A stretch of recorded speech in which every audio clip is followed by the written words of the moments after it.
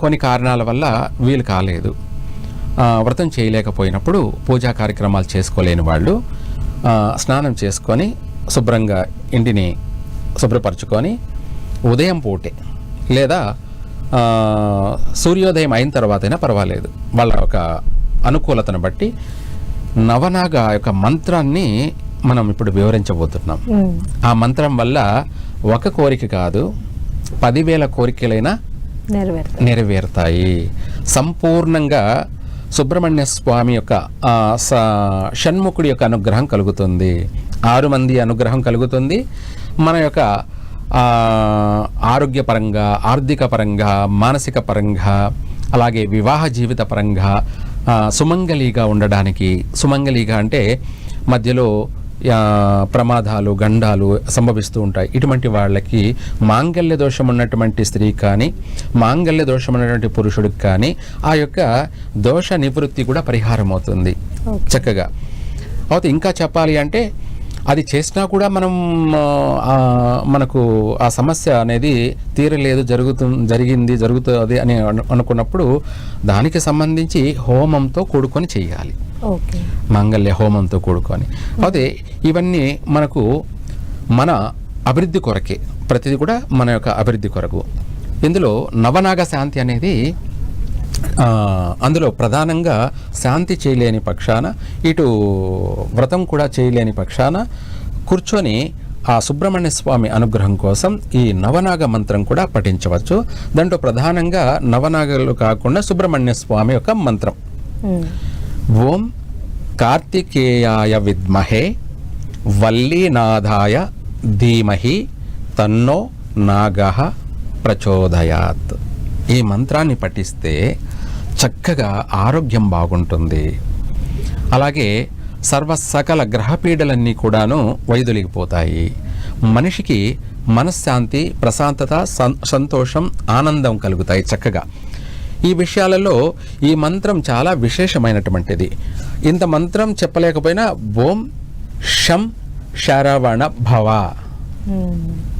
ఓం శం శరవణ భవ అని చెప్పుకున్న చాలు. వాళ్ళ శరీరంలో ఒక తెలియనటువంటి పాజిటివ్ వైబ్రేషన్ చాలా విశేషంగా వాళ్ళకి కలిసి వస్తుంది. ఇది కూడా చెప్పుకోవచ్చు.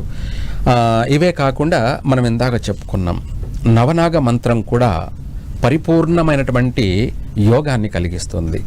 ఈ మంత్రం ప్రతి ఒక్కరూ అభివృద్ధి చెందాలని చెప్పేసి, ప్రతి ఒక్కరి యొక్క కోరికలు నెరవేరి చక్కగా జీవితం, వ్యక్తిగత జీవితం అనేది 3 పూలు 6 కాయల దినదినము వాళ్ళు అభివృద్ధి చెందాలనేసి ఈ యొక్క మంత్రాన్ని మనం వాళ్ళకి తెలియచేస్తున్నాం. అది కూడా శక్తివంతమైనటువంటి మంత్రాలే.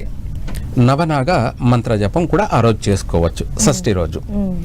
ఇందులో మాంగళ్య దోష నివారణ కొరకై ఓం వాసుకైచ విద్మహే అనంతనామధేయాయ ధీమహి తన్నో సర్పః ప్రచోదయాత్. ఈ మంత్రాన్ని ఆ రోజున పఠించినట్టయితే చక్కగా మాంగళ్య దోషానికి బదులు మాంగళ్య యోగం కలుగుతుంది.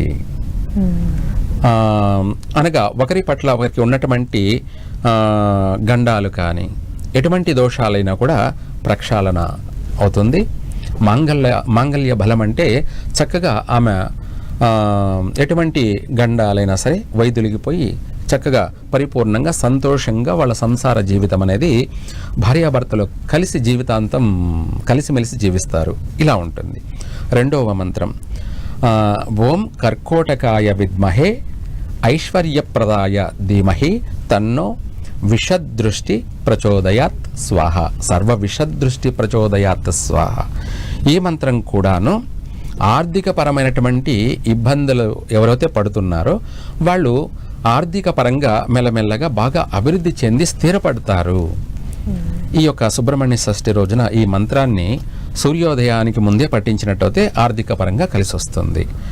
ఆరోగ్యపరమైనటువంటి విషయాలలో ఇబ్బంది పడుతున్నటువంటి వాళ్ళు ఓం తక్షకాయ విద్మహే ఆరోగ్యప్రదాయ ధీమహి తన్నో జ్యేష్ఠమాసా దీపః ప్రచోదయాత్ అని ఈ మంత్రాన్ని పఠించినట్టయితే ఆరోగ్యపరంగా బాగా చక్కగా వాళ్ళు ఇంట బయట అన్ని విషయాలలో కూడా తిరుగు లేకుండా అభివృద్ధి చెందడం జరుగుతుంది.